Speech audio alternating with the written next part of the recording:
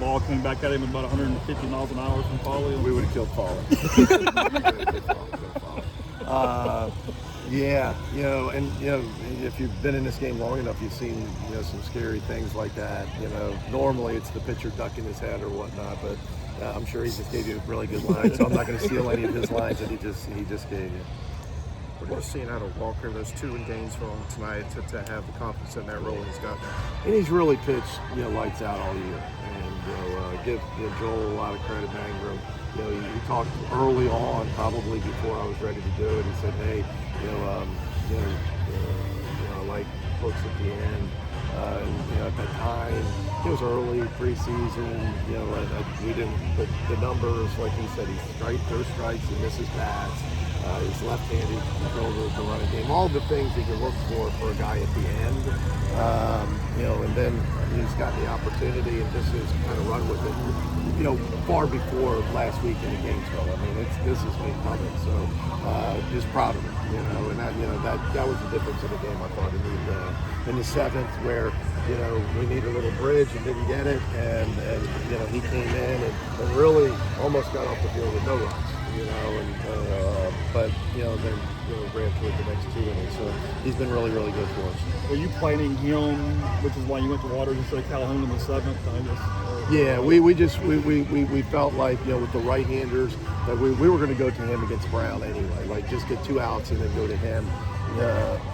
We didn't get the 2 outs, but that was the plan. Is maybe we could save a couple outs. Sometimes it doesn't work. Federico said he feels like Hunter Elliott pitches his best when bad things happen. How can you put into words what he's able to do in high-stress situations?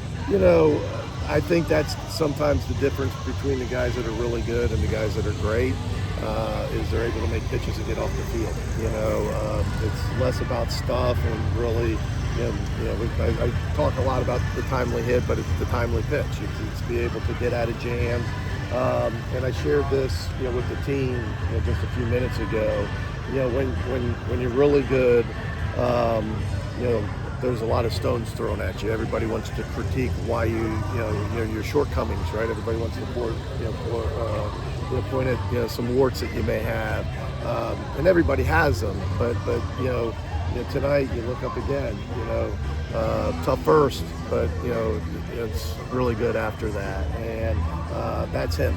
He's always in the game. You may nick him, but it's hard to get him off the field, and he does what you hope the ace will do, and he pitches. He comes out on his own accord. They rarely knock him out. It's usually a matchup thing or pitch count or something like that, and so that's why he's so good. Federico's been really good the last few weeks. Had it bad to get there. Yeah, and good against Callan. It's been terrific for them.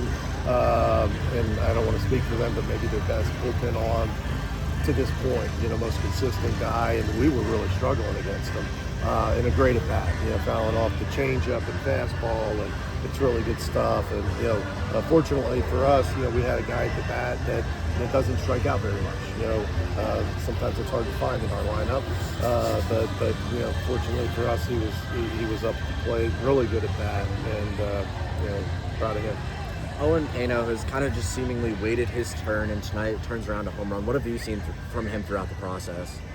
He's hung in there. It hasn't been an easy road for him, and he's a terrific player. And I think the more he plays, the more that everybody else will see. What we see every day in practice, what we've seen in the fall, what we've seen for the last year and a half, he's just a really good baseball player. Simple reminder, just anything. Yeah, he's going to go see the doctor out of town. I don't want to get too much into that because I don't know if that's really what I'm supposed to say. But he's going to go see a doctor on Monday, and they'll make a decision from there. Thanks, Mike. Thanks, guys.